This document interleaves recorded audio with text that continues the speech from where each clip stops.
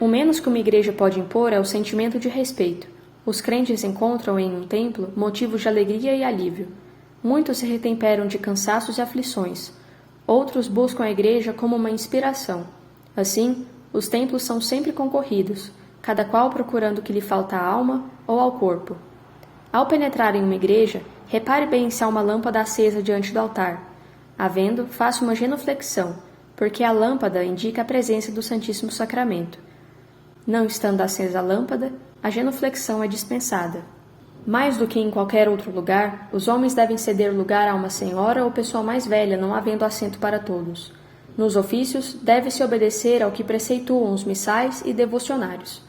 Há os momentos em que todos podem ficar sentados ou em pé, e há também aqueles que exigem a posição ajoelhada, dispensados apenas os doentes ou muito idosos, aos quais essa posição pode prejudicar.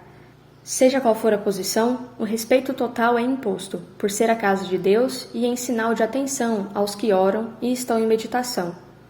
É aconselhável que ninguém se coloque muito próximo do confessionário, não só porque poderia ser indiscreto, como também porque poderia perturbar quem está se confessando. Na hora da comunhão, não deve haver precipitação. Todos receberão a hóstia, se souber esperar a sua vez. Ninguém deve conversar na igreja, sobretudo quando há ofício.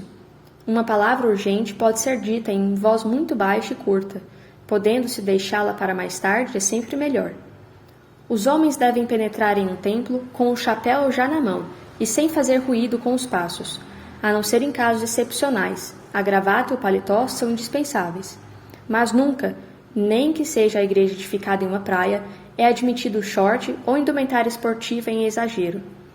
As mulheres devem estar vestidas com decência, isto é, com um vestido adequado, que não seja muito decotado e sem mangas, nem muito curto. Mesmo em cerimônias sociais, como o casamento, este modo de vestir deve ser seguido.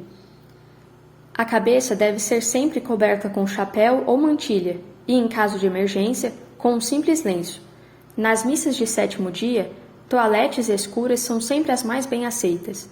Não se pode lá estar como se iria a um piquenique. Não se deve confessar ou comungar com luvas, como também com luvas não se reza o terço.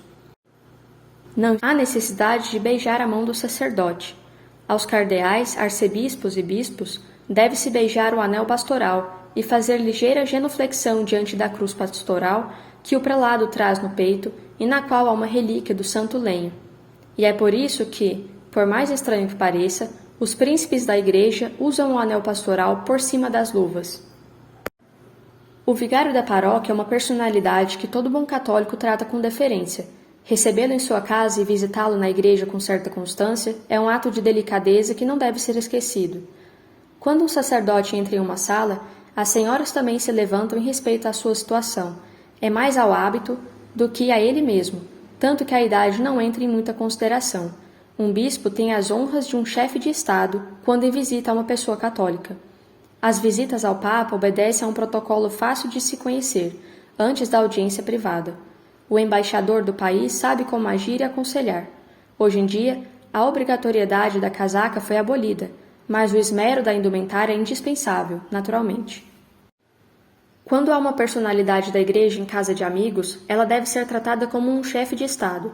Assim, é a ele que o garçom deve dirigir-se para dizer «Sua Eminência está servida» quando se trata de um cardeal, ou Sua Excelência está servida, sendo um bispo. A dona da casa chega-se junto ao prelado e o conduz à sala de jantar, onde fica colocado no lugar de honra.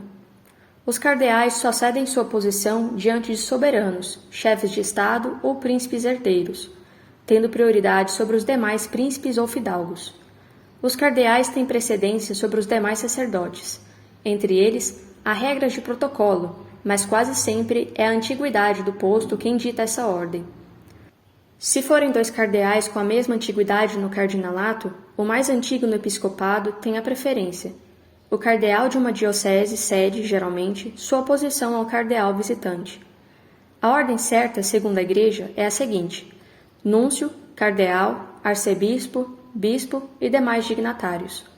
Os bispos auxiliares têm precedência sobre os demais. Sendo o núncio apostólico representante de Sua Santidade o Papa, tem as honras do cargo. Dando-se o caso em que um núncio e cardeal se encontrem, a dona da casa deve colocar o núncio à sua frente, no lugar também de honra do marido, que se afasta, e o cardeal a seu lado direito. O bispo da diocese tem precedência sobre um outro bispo. É uso hospedar-se um eclesiástico em casa de família quando em visita pastoral. Se o sacerdote celebrar missa na casa em que é hóspede, é necessário que se verifique se não lhe falta alguma coisa para o ato. Consultar o vigário da paróquia é sempre aconselhável. Como em todas as ordens, também a Igreja tem sua hierarquia e as maneiras de tratar as figuras eclesiásticas. Ao Papa, disse Soberano Pontífice, Sua Santidade e Santo Padre. Um cardeal tem o direito de ser chamado Eminência, e mais cerimoniosamente, de Eminentíssimo Senhor. Quando se diz cardeal, o tratamento de dom fica demasiado. Ou bem se diz cardeal Azevedo, ou bem Dom José. Aos bispos e arcebispos, a maneira de tratar é senhor arcebispo, ou senhor bispo, ou vossa excelência. A um abade também se diz senhor abade e vossa excelência. Ao vigário, reverendíssimo padre. Aos frades, o tratamento é reverendo. Às religiosas superioras, disse excelentíssima senhora superiora, ou, se o for, reverendíssima madre. As religiosas enfermeiras são tratadas de irmã. No protocolo oficial do Brasil e alguns outros países, os cardeais têm privilégios de príncipes de sangue e, consequentemente, prioridade sobre a maioria dos convidados, sendo precedidos somente pelos chefes de executivo.